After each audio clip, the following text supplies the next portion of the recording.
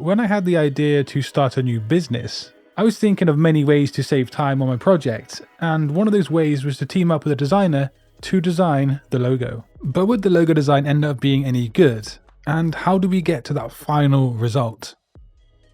Now, sometime back in 2022, I paid a designer from Fiverr to design a logo for a video, and that video was to see how well a designer from Fiverr could compete with AI. Now, it turns out that I admired his skills so much that I chose them to design the logo for my new brand.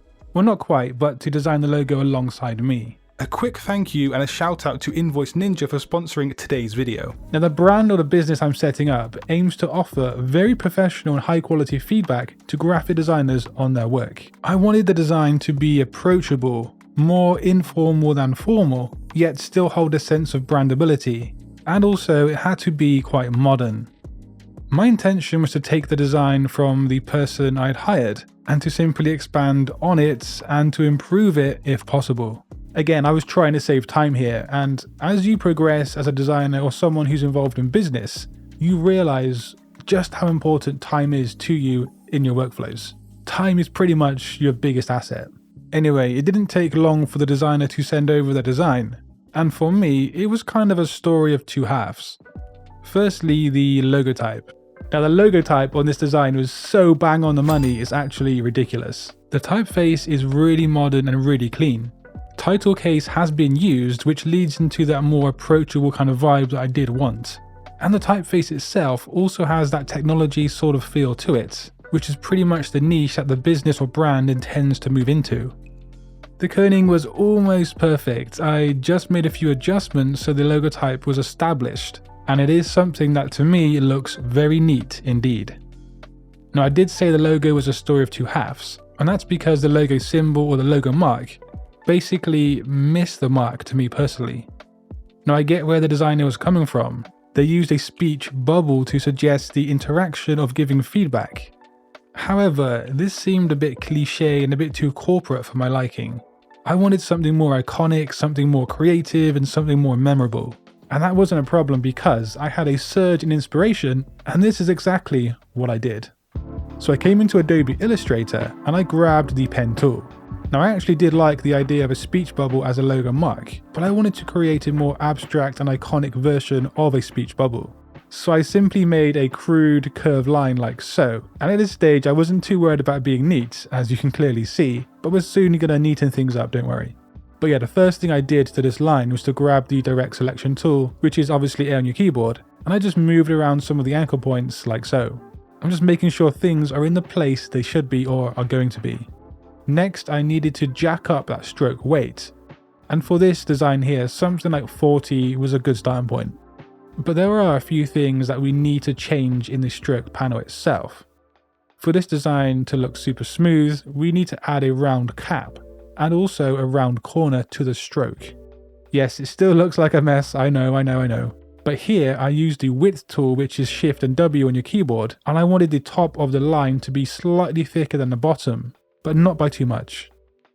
The trick to this logo working was spending time with the direct selection tool and maneuvering those anchor points around. However, something else that proved to be essential was the smooth tool. But this was still far away from completion, of course. But to add the next step, I needed to add a dark background behind the logo, and that's because I'm going to add a gradient to the stroke itself. So make sure the stroke is highlighted here, and then simply add a gradient. Now I had 4 nodes on my gradient, and this color isn't the final design solution, it's just a demonstration right now. But crucially, we need to apply the gradient along the stroke, and that leaves something a little bit like this. Now, to neaten things up, I want the negative space here to gradually increase as it moves from the right to the left. And so again, moving anchor points around was the name of the game here. Now, to make sure this design is perfect, it required a lot of time working on the line and the curvature, but it's worth it because I did want the final outcome to be absolutely perfect. When everything was complete, the final design came out like this here. Well, this is the standard version anyway. I also created another stacked layout of the logo design, which you can see right here. but I'm not sure which one works for me the most, but obviously they've been created for different situations. The logo mark itself also works without the gradient, and as part of some of the branding materials here, you can see it does actually work on the PDF background. Having a logo that not only works with a gradient, but also in a flat color or grayscale is actually crucial to me as a designer. And people on X seem to also like the design too, which is really cool. And like I said, it's going to be really important to the future of the brand that I'm setting up. But the obvious conclusion question is, was it worth bringing on someone else to this logo design project? Yeah, for me in this instance, I do think it was. I conveyed the initial starting point for the logo, the psychology, the audience, and all that good stuff, and I received some decent logotype and a concept I could work with. The concept was something that then triggered inspiration within me, quote unquote, to finish the design, and this saved me a whole bunch of work hours which I could spend elsewhere. But what do you think of these logos, and do you prefer the initial design or the second redesign? Invoice Ninja is an open source platform focusing on freelance invoicing, payments, and productivity. When a designer starts to make real money in their career, the last thing they want to be doing is just spending a whole bunch of time on paperwork, invoicing, and all the back-end stuff. Invoice Ninja makes everything faster and more simple for you and for me, and it has things like time tracking and project management features, so you can remain laser focused on a project. It has banking integrations, and even inventory and vendor tracking. The invoice templates really do rock as well, and they'll make you look really professional when you shoot over your next invoice to a client. And there are a whole bunch of invoice templates that you can scroll over, browse, and then use on your projects.